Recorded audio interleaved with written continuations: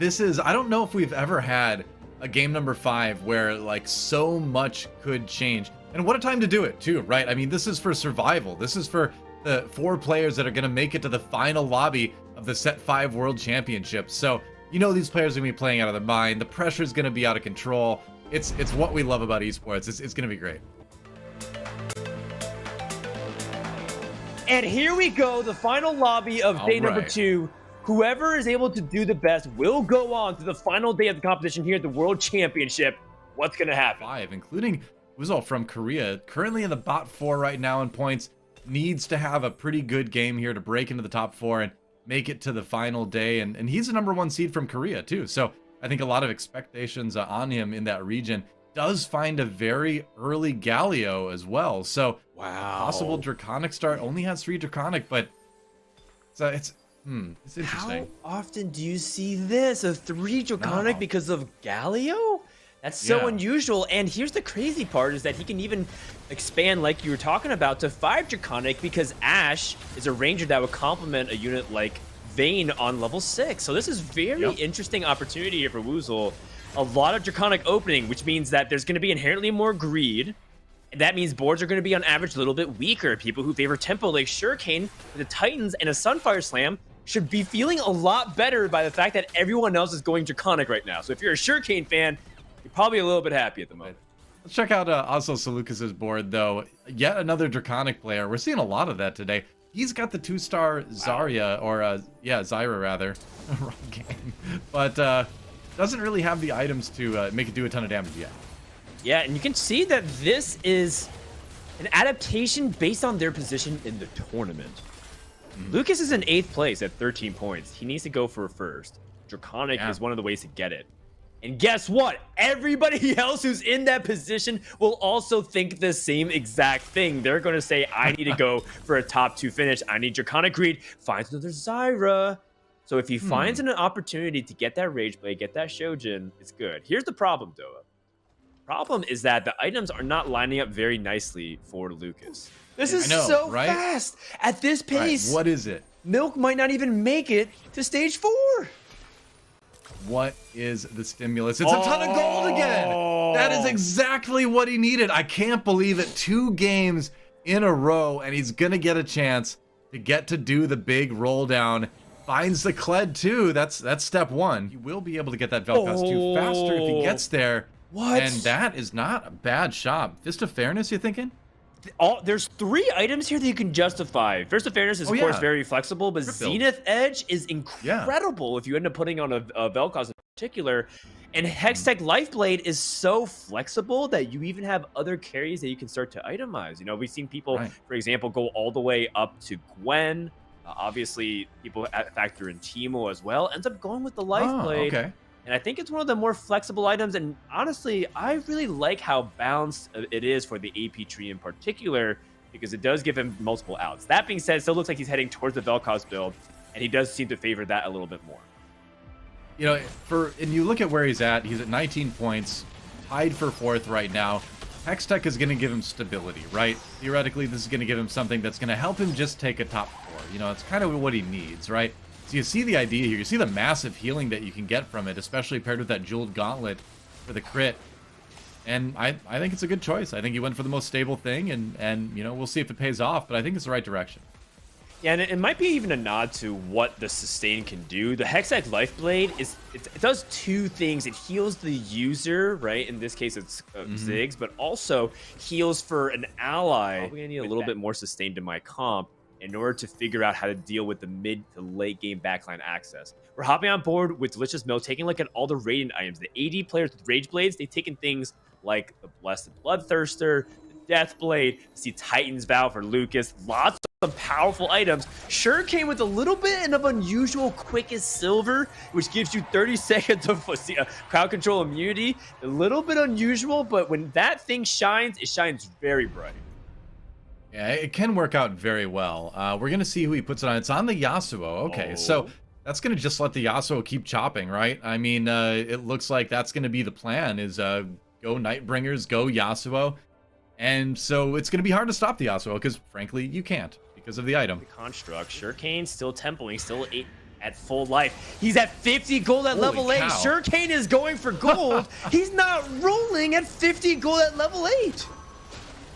My mind is blown. I love it. It seems greedy, but Surecane's got such an insane lead that he can do that and just simply secure the top 4 and secure himself a top 4 overall in the day.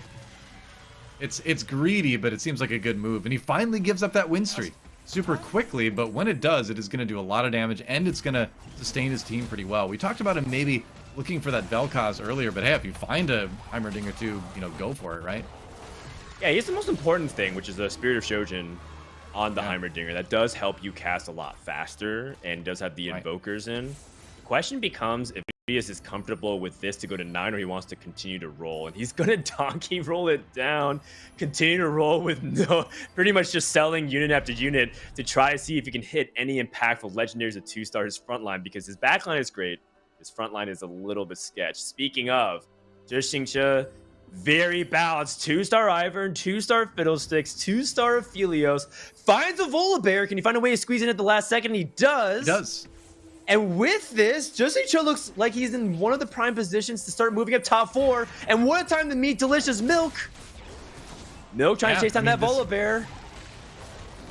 Okay, the Teemo doesn't hit the Kled right away. Kled gets into the back line. Now he's on the Teemo. Now he's on the Aphelios, and he takes him out.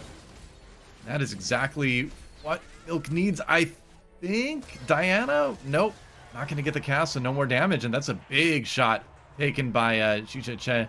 He needs an Akshan, and Zhixingxia just, I believe, uses Nico to hit an Akshan too, so that's more out of the pool. So it might be a little bit difficult for Surecane. But look at that, Kale 2 over on the other side. Ak with a pretty strong-looking board at the moment. That Kale's getting plenty of time to ascend right now. Oh yeah, this is a big, easy victory here for Ak. Kale was never threatened at the very beginning. Here's the thing about Kale comps, though. Kale comps ends up usually just having Kale survive, so they don't deal big damage. And if Milk gets an 8th place, I think that might be the last we see of his World Championship run. He has to come up big, and there's not many ways he can improve his board. Chooses to roll it down, just in case he finds the Rel, finds one copy of Rel. Can he find Rel 2? He does! Oh, he finds it! That's huge! Alright, so Milk needs to not lose another round. If he goes 8th, that's 22 points. He can be passed up all the way to 5th. Goes up against the Kale 2 board. Can he get the Kled back there in time? He's on the right side at least. Yes. But can the Kennen get over there and stun? Should be able to. He will always target the backline unit as long as there's a bug. Kled dismounts. Out there. Targeting the Ivern, targeting the Kale. Oh, Kale is down. No Guardian Angel. He's still in it. Wow. Milk hits being found by some of the other players in the lobbies right now. I worry about the Cavalier Kennen. There's a lot of times that pathing can mess up. Exactly. Going up against the Heimerdinger 2 from Gluteus Maximus. Everything is it's balled so well up. protected. No ability for Kled to really get out of the range of CC. Oh my god, the upgrade completely whiffed! What is that Heimerdinger? Is a stormtrooper or something? Man! Shot the completely wrong direction. Now wait, Kled can't get in though. Kled can't get in. Yeah. The stun from the Kennen though was huge. The stun. He does it. Wow, that was... Dude, that Heimerdinger was like a double agent, man. He was working for Delicious Milk the whole time. Secret Yordle. Wow. So maybe door opened. We'll see how the last player from Korea does tomorrow, but we might not see a repeat for the region in terms of championships this time. This is absolutely insane. That's an Akshan 2. This is a matchup that on paper is actually very good for the Kled. Kled can chase down Akshan 2. Heroic Swings is next to end up getting much done. Stunned by the Rel. Kled is not dismounted yet. His attack speed hasn't even ramped up. This is not even his final form. Delicious Milk, can you do it? Can you get to the top 4? Big damage still. It is a 5th. Ooh, Seleucus. He needs to go up. He's tied with Gluteus Maximus. Yeah. He's going against Gluteus Maximus. This is the play. Whoever wins this fight is going to Sunday. All right, that well-protected Heimerdinger again. Can he shoot the right direction this time? Akshan gets right in front of him. Oh, the damage is being done. Swings away again. The Heimerdinger has to recreate the turret. Heroic Swing gets it. And Zhixingxia from China is going to eliminate Gluteus Maximus. That's the tiebreaker. They were tied dead even at 19 points going to the 5th lobby. And with that top 4, we'll get that +1. And guess what? Everybody else left are in your top 4. These are the 4 players advancing to the final day of the Teamfight Tactics Reckoning World Championship. Led. Said he was going to do it. Came in and did it.